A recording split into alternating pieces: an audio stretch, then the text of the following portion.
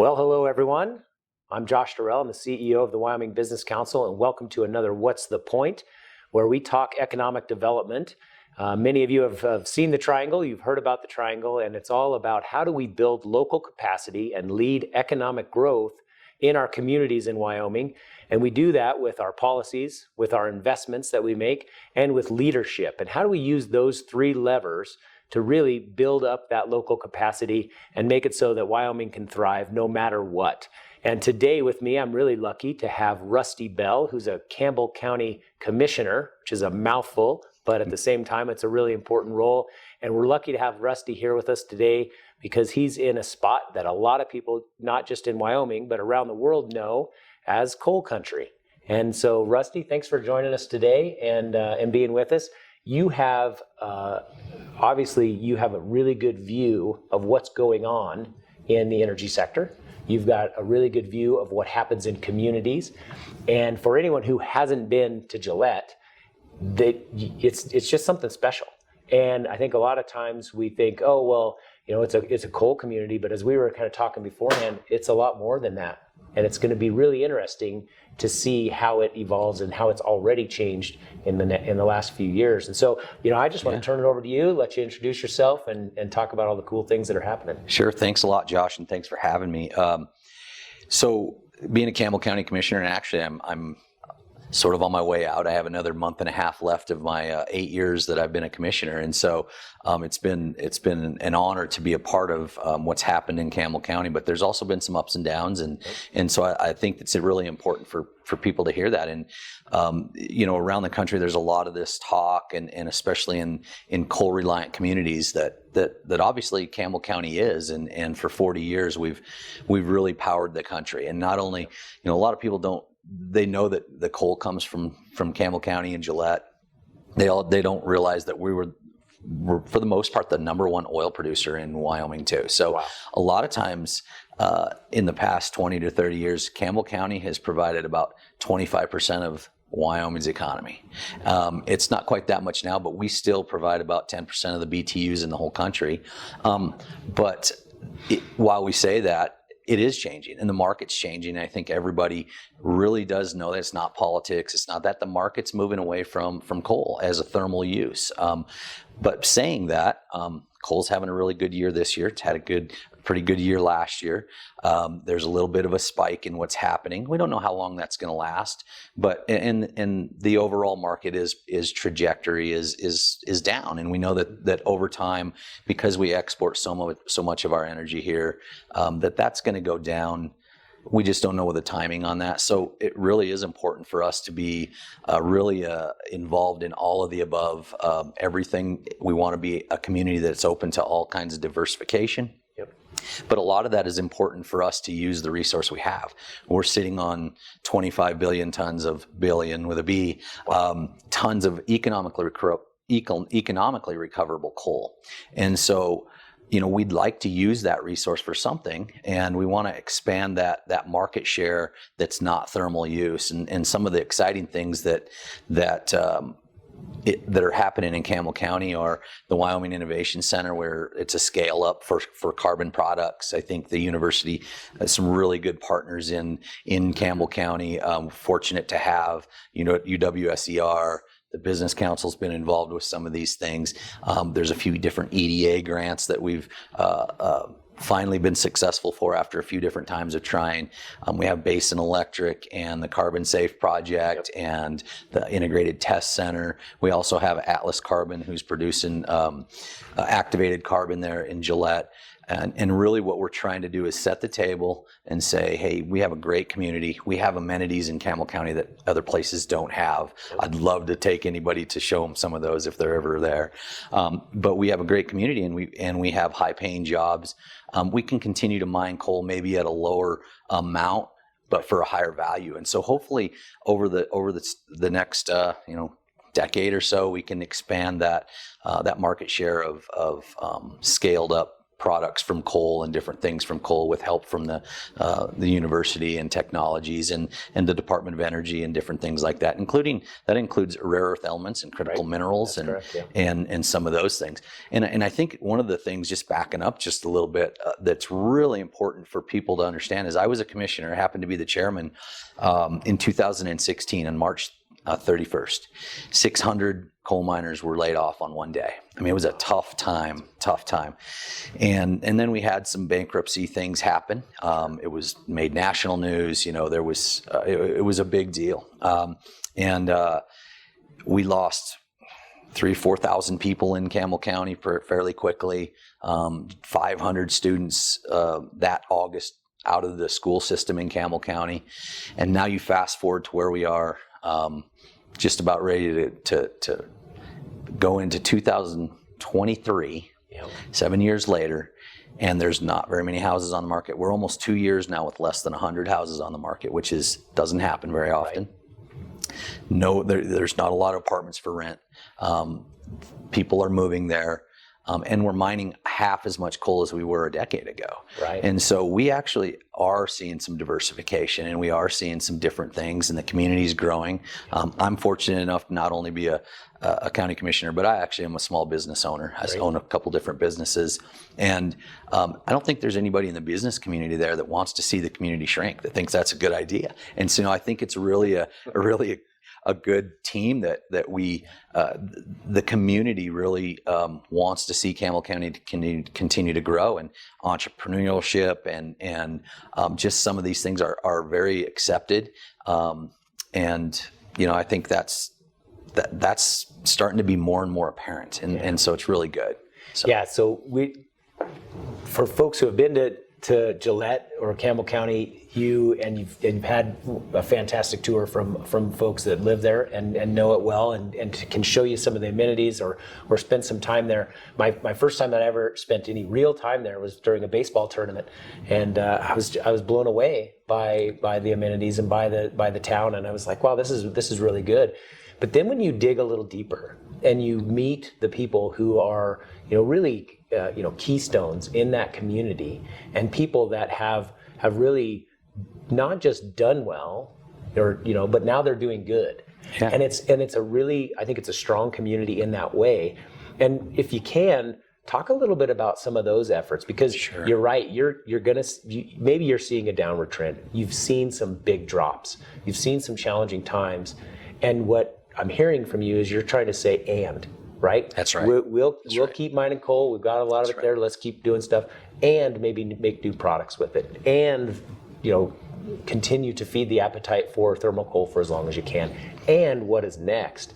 So talk to me a little bit about how the community has rallied around that. Sure. and been pretty stubborn about continuing to grow even in the face of these challenges. Yeah, no, I think that's really important. That is huge, because we are still in Campbell County shipping coal to 27 states. So it's still happening. Yep. But we realize the change that's happening, but we have some incredible owners and some incredible people in Campbell County. I'll just throw out L&H Industrial. I mean, they're building components and things for the space shuttle launches. I mean, it's amazing. Mm-hmm. And if you take a tour at that facility and see some of the things that they can do, I mean, they do a lot of mining equipment repair and things like that, but they also ship things all over the world. Mm-hmm. And so another place like Gillette Steel has developed a very large sector outside of Gillette and outside of our mining area, and so they're starting to expand. And I think it's companies like Cyclone Drilling. Right. They have rigs in probably 5 or 7 states. Just incredible folks that built those businesses in Campbell County and expanded them out from there, but still have home base in Campbell County. One of the really big things that I've seen as a commissioner, because sometimes it's hard to really put a finger on, well, what is economic development doing? The group, right? We talk about that all the time, and political folks that fund these organizations always ask, well, what have you done? It's really difficult because really one of the biggest things that economic development does is works with the current businesses to help them expand, right. Whether it's through grant funding or workforce development, the college, which is another exciting thing that's happening in Gillette is Gillette College being on its own now. And yep. But I think that's really important, and really there's a lot of pride in the people in Campbell County. I mean, you see that if you go to sporting events there, and you see that if you I think the people around Wyoming actually know when they go to Gillette, there's a lot of pride in the people. We take a lot of pride in that we're a hardworking community, and that we do power the state and we power the country, and we have a lot of pride in that, and we want to continue to see our community grow. And so I think that's just, it's really important, and it's a really it's a community that gives back to itself, and we really have done that. It just, being a business owner, I know that all the groups that come and ask you, you don't say no, and that's how the businesses are there. And so it really does help with that community worth and being part of that community. And I think that's why you see, Gillette's a fairly new town. It was the same size as Newcastle in the 70s. Yes. And now we have, it's about 50,000 people countywide, and with all these different things, but there's not a lot of people that are actually from Campbell County. They've come from other places, we had high paying jobs, and they got there, and we've built a community that you don't want to leave now. That's right. And that's really a success story in itself. But that's going to continue to build, and hopefully with good partnerships and things. One thing I want to talk about too is when I talked about setting the table. Yeah. Sometimes it doesn't happen as fast as you want it to happen, and so it never does. Especially in economic development. We should say that again. Right. It takes a while. It takes a while. It does. It takes a long time sometimes. And in fact, we knew one of the things that we didn't have in Campbell County was large industrial sites that were actually shovel ready. And we see this, and it's good to see this stuff happening in Cheyenne. We see some things happening in Sheridan, and we know if you have these things, you have to have them ready. You can't just have raw property, because people don't have the patience for that right now. And so when they come there and they're site selecting, I think that they want to be, it really has to be shovel ready. Yeah. And so I'm happy to say that we were successful. I've been involved with this long enough that for 6 or 7 years we tried to develop what we're calling the Pronghorn Industrial Park. It's just to the east of Camplex. It would be on Box Elder Extended, and it's county property. And we just needed to get, it takes capital dollars to get the infrastructure into that. And so we put in for EDA grant, and on our third opportunity, we were successful. And so we were just awarded that in September. We're going to leverage that almost $3 million to then come to the Wyoming Business Council. And I think in March, we just approved that resolution on Tuesday, and use that dollars to make sure we get the sewer system in too. Right. And so the nice thing about this site is it's also very close to the water treatment plant, the city of Gillette. That offers a possibility of having that water supply, that industrial water supply that's hard to find in Wyoming. Mm-hmm. And so it's going to be a really good site. That's going to take a little while to develop, but hopefully by the time there's some scale up companies maybe coming out of the Wyoming Innovation Center, or something that maybe comes out of ITC or something like that, we have a place ready for them. And so that's really important.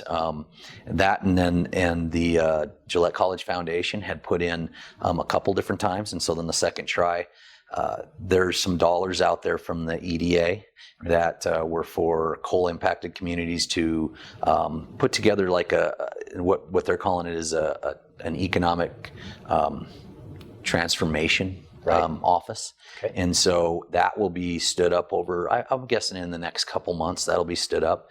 And so the Gillette College Foundation will be putting that together. I think they already have an advisory board set up, and that's in the process. So there's some other things that are going to help with this economic development issue and help further that, maybe speed it up a little bit. So, and it also helps with your partnerships, because sometimes we don't have the best communication from here to Rock Springs to Cheyenne to Laramie to I think we do a pretty good job, but everybody's also looking out for themselves. Sure. I think having a person in that northeastern region that will help with that will help have that communication with the state. So I think there's some real opportunity for collaboration too. So you bet. Yeah. Let's tackle both of those. Okay. I think I want to dive in a little bit, because the first that you mentioned is what does shovel ready mean? Sure. And what does that look like to the outside world versus what we think it means? And you're right. We all kind of look at this patch of dirt and go, "Hey, we've got some space. Let's go." And you're right. Site selectors and businesses don't have the patience or the time to wait 2 years to get it fully, truly shovel ready. Especially, and this is something that we sometimes struggle with, is this idea of competition. Yeah. And other states have these things ready to go. We need to have some, and They do. It's challenging because it's a little bit of speculation. It's challenging because we don't exactly know who's going to be there right then. But what we do see is that having, especially if you have an ecosystem built up around it, which you mentioned, a lot of feeder programs to it, pretty exciting.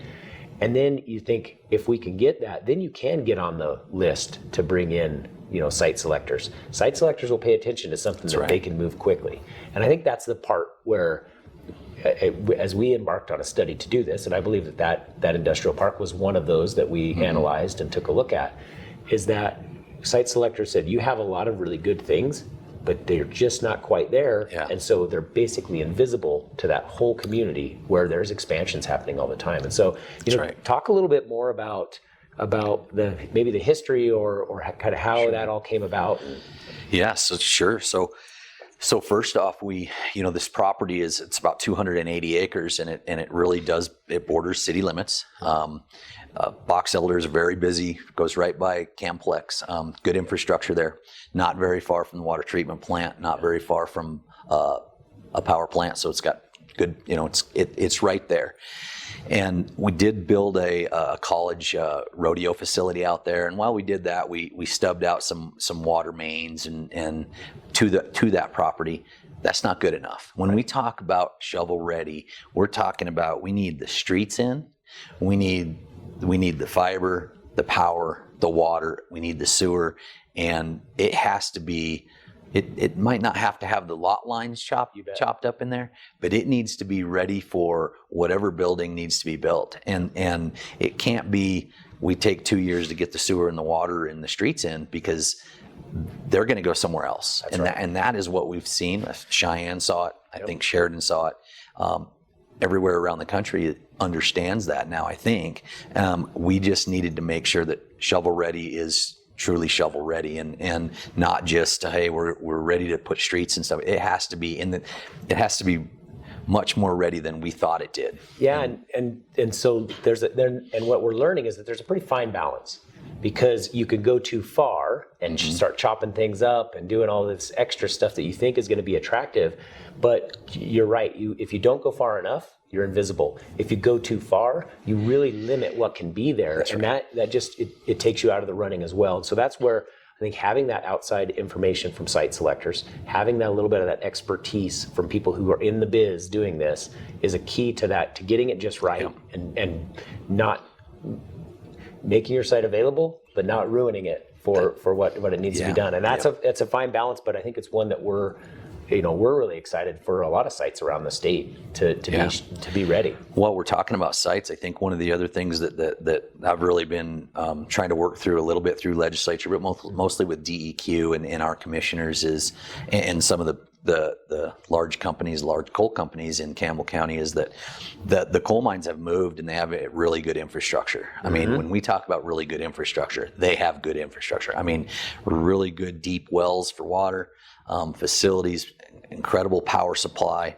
rail spurs, roads in and out. And we are to that point where we're going to work with some of those coal companies to zone a couple of these areas to take those out of that mine reclamation plan. Actually, what Campbell County is basically saying is, hey, we're far enough now. We're 40 years past that. We're to a point where we don't want that turned back to sagebrush when they're done mining coal there. In fact, they can continue to mine coal there, but because they're not using this facility, let's help them use that facility for something else. And I think we're really going to be close on some of those in the next year in Campbell County, working with companies like NTEC and maybe some others. And so I think that's going to be exciting coming down the line and working with DEQ on how that works. And so that could be something that comes about very fast, to have some actual shovel ready, and even more so shovel ready.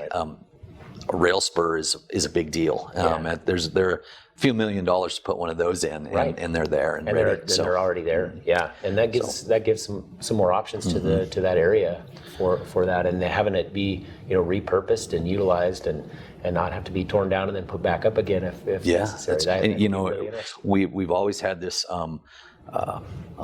love-hate, with environmental folks, and but we do reclaim.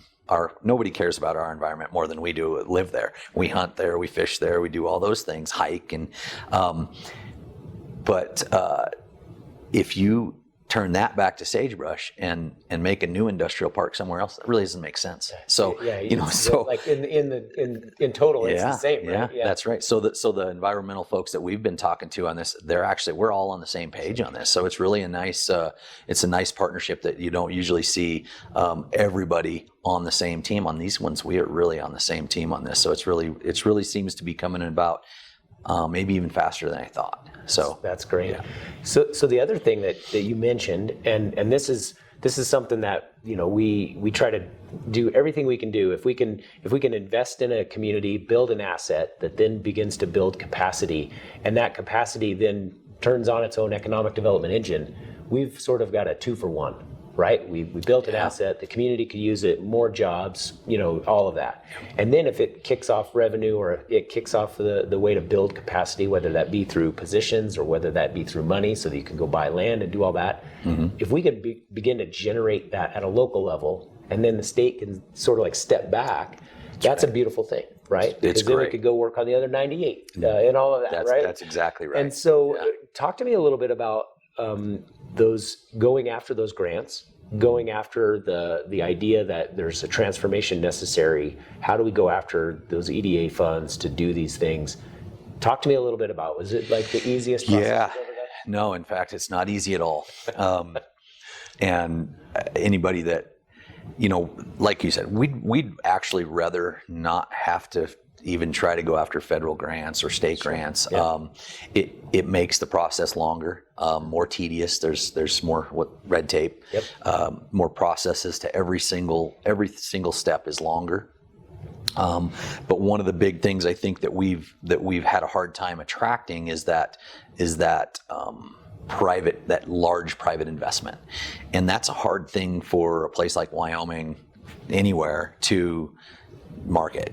Say, hey, this is what we have. Who wants to spend a few $100 million or whatever, to come here? And we're still working on those things, and I think that's gonna be there. But to start and to get the foundation and what we call, when I say we're setting the table and getting those shovel-ready places, like I said, that EDA grant for the Pronghorn Industrial Park, it was the third time we tried. Yep. A lot of people didn't think we should, we had to scale it back because we had the first time we went, it was a big vision. It was a $14 million project and developing out basically the whole 280 acres.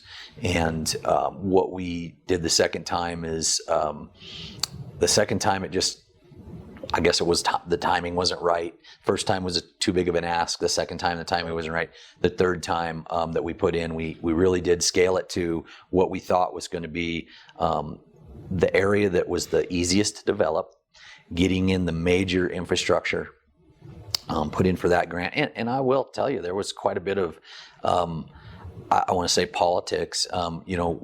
commissioners get a seat at the table in all of these talks as a cooperative agent. So when we sat down with, whether it was EPA or DOE or EDA, there isn't another community in the country, probably in the world, that produces the amount of coal that we do. Right. And so when you say, well, you have all of these things for coal-reliant communities, yet we're trying to do something, we're trying to help ourselves and get ahead of the curve, you don't want to help with that. And so there was a little bit of just a little bit of back and forth, and sometimes you have to be a little bit more blunt with the federal folks and say, hey, you're not looking at our area because we don't look like we're struggling. Right. We're not just a power plant with a coal mine, and when that power plant is going to be shuttered, the whole town is out of luck. And we're dealing with that in Kemmerer. Right. They've dealt with that in Craig, Colorado. They've dealt with that in Colstrip, Montana, and other places. And so, we see that and how that works. But Gillette is different, or Campbell County is different, because we're sending that coal to so many different places. Right. But as that ratchets down, now you're not sending 460 million tons. You're only sending 230 million tons. We're minus more tons than almost every other place. One power plant might use 5 million or 8 million tons a year. And so, we are impacted, and we have been, and getting that message out to those folks, because if they come to Gillette and say, well, gosh, you look like you're doing pretty good. Right. But we see it, we know what's happening, and we know that we can't just put our head in the sand and say, you know what, we're just going to do thermal coal and that's it. And when it's done, it's done. We just can't do that. We can't do that for the people in Campbell County, the people of Wyoming. And so we've really tried to be proactive, and that's made it actually harder. If you're struggling more, it seems like more people want to help. But when you're not, and when it doesn't seem like you're struggling,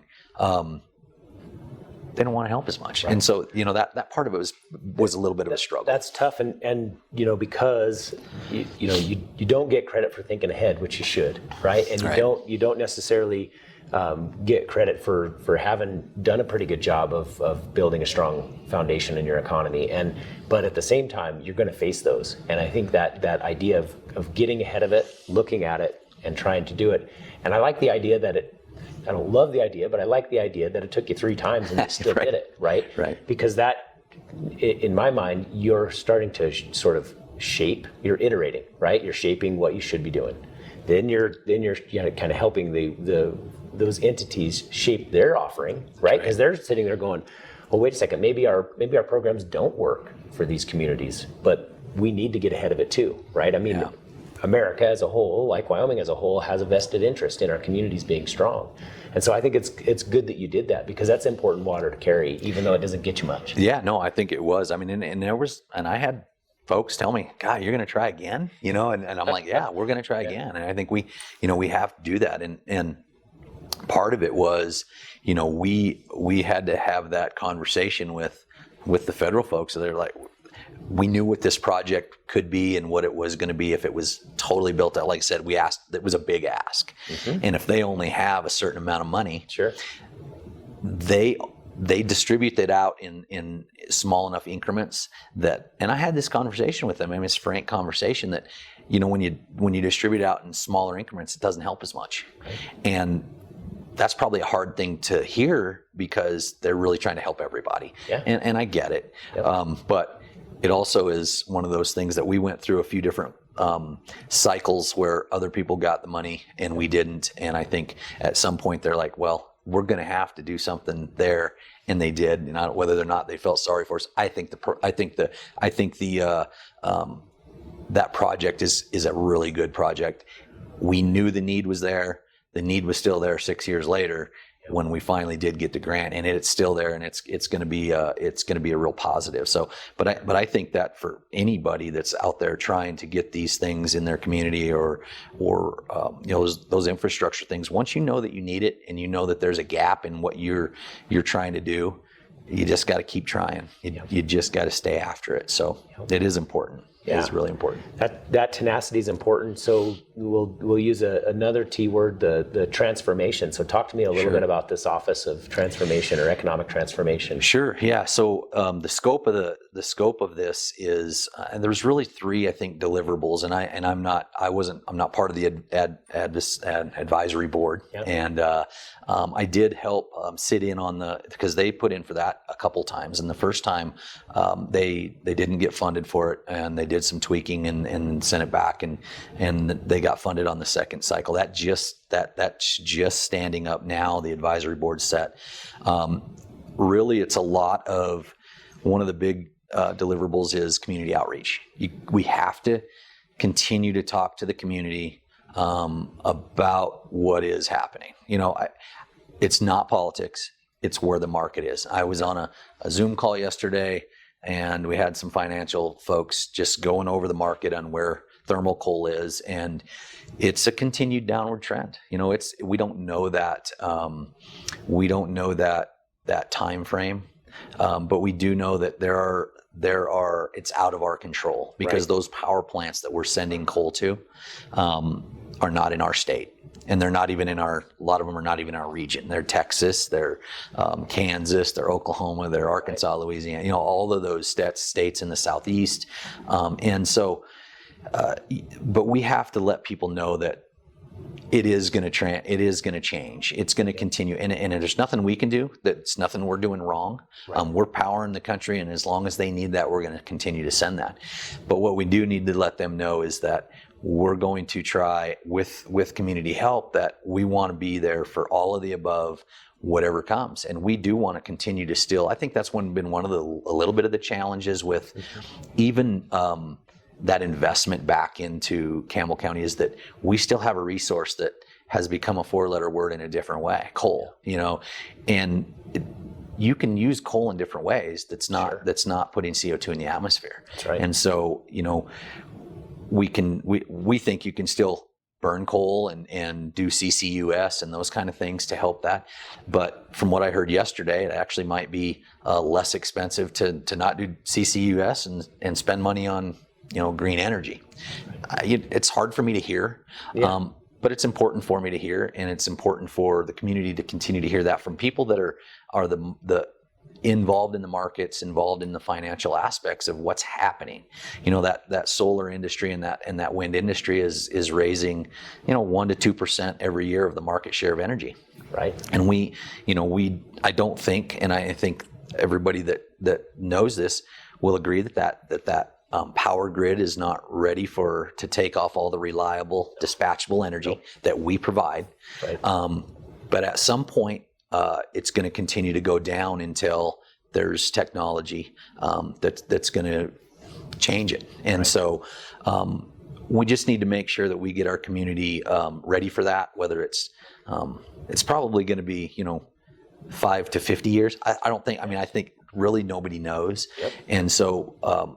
Just having that hard conversation, frank conversation, and some people will believe it and some people won't, but it is happening. And I think most people will actually believe it because we've seen it go from 460 to 230, right. So it's gone down.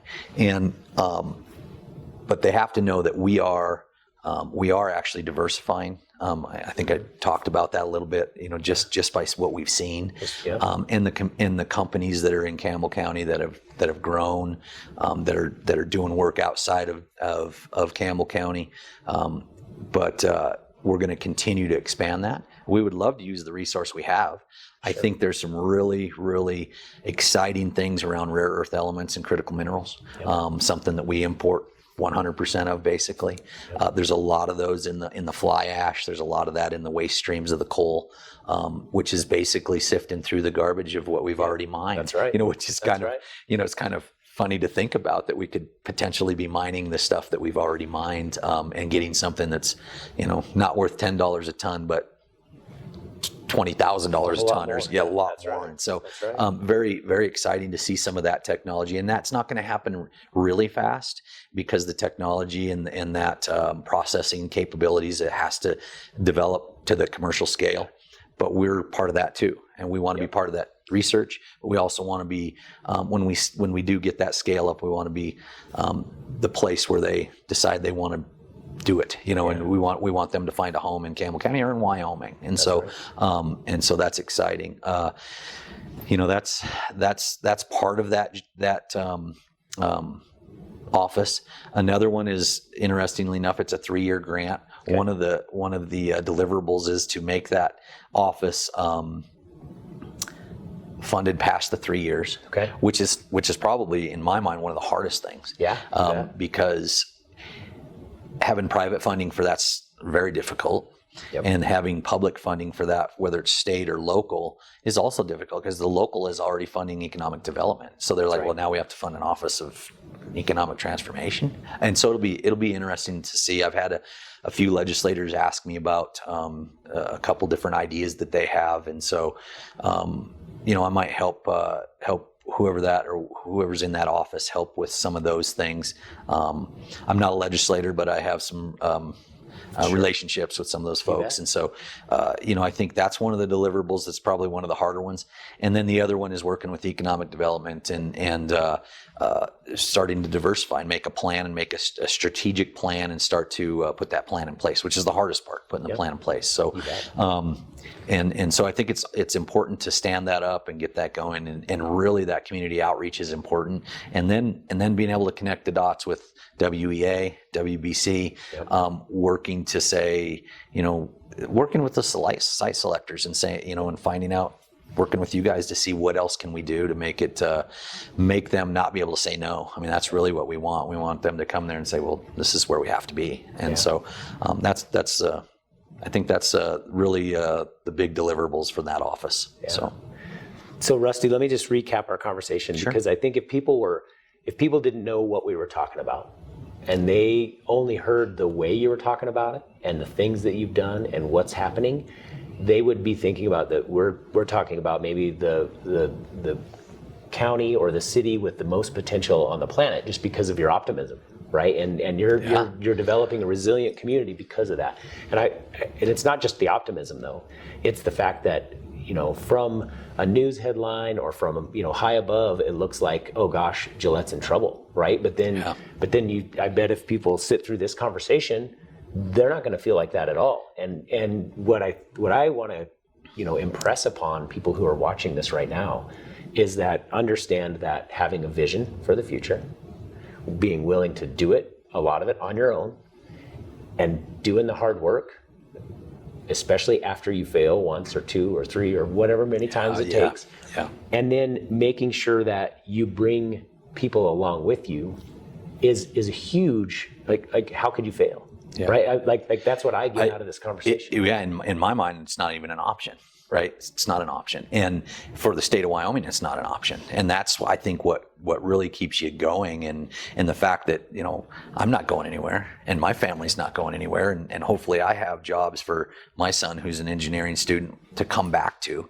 And so, I think that's why you get that community feeling from Gillette when you feel we're optimistic and we're going to do everything we can. And I think when you say bring people along with you, it's not only the community, but it's the partners. It's the state of Wyoming. It's WBC. It's EDA. It's all of northeastern Wyoming. It's having that tax base, hugely important to the schools around Wyoming. Yep. And so I think that partnership and being a good partner, not only Campbell County but the city of Gillette, and UWSCR is incredible partner. Some of the best people I've met and gotten to know over the past 6 years are from UWSCR and the things that they're doing and the technology that they're bringing to the forefront and hopefully going to be commercializing at some point. And that's going to happen in Wyoming, I have no doubt. And so, just that aspect, I don't want people to feel sorry for us.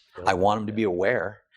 But I want them to, and I want them to actually, what we want is we want more partners. We want somebody to be excited enough to say, you know what? And I joke about this because people say, well, what's your if you could have everything? And I joke, but it's kind of not joking in a way.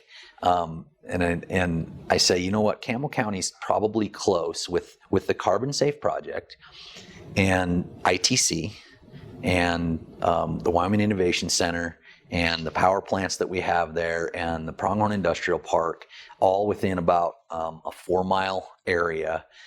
We're really close in Campbell County, and we have a CO2 line that goes about 6 miles from there. That's already used. They're using it for EOR, enhanced oil recovery, and so we're actually set up in Campbell County with. I jokingly, let's just throw this number out there, with $1 billion of investment to be a community that could actually offer CO2 as a service. To say, okay, you can bring company X here, Google, Amazon, whatever you want. You want to be carbon negative, you can come to Gillette. You can build your factory, your warehouse, and whatever CO2 we'll take it to, and you can and we'll take it. It'll be just like taking out the trash. There's not anywhere else in the world really that has anything like that. That's Rusty Bell's huge giant vision, but I don't think it's terribly far off. You just have to have those investors. You have to have that there's some infrastructure in place and some of that that carbon captures. But that's what I hope at some point. We can market our community that says, hey, we may mine coal here and we may provide the power for the country, but we understand where we're at. And if you want to open your business here, you can be carbon negative to start. So, I think there's some. We'll see how that goes, but you have to have a vision. Sometimes if you want a kitty cat, you ask for a pony, right? But I hadn't heard that one, and it is getting near the holidays, so I gotta watch out for that. Yeah, so. But Rusty, I think that's a good spot for us to end with that vision. Sure. That you got to have a vision that's big, and you definitely have it. But it's not just the vision. I think it's the hard work and the community involvement and the fact that you want to play with others. Is a really big key. So I think that is. Well, thank you. I appreciate you having me. And I one of the things that I always tell people is, and I get a lot of calls. We've gotten a lot of calls, and some of them want to hear the sob story because it makes news, right? And I try to get them to come to Gillette. I can tell the story better if you come here. And so we've had people from France, there's folks from Japan coming to Gillette to do some projects. Right. But we've had some newspaper folks from Germany and France and the East Coast and the West Coast. And the story isn't what they think when they get there. And I love it. I love showing them our community because we have a lot of pride in it.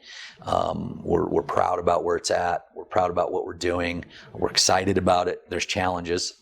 A lot of challenges, but we're up to the task, and I think we want to tell our story. So anyway, thank you. Well, thanks for the opportunity. And thanks for a brief time here, but a bigger thanks for what you're doing for Wyoming. So appreciate thank you very much. Thanks a lot, Josh. Thanks, Rusty.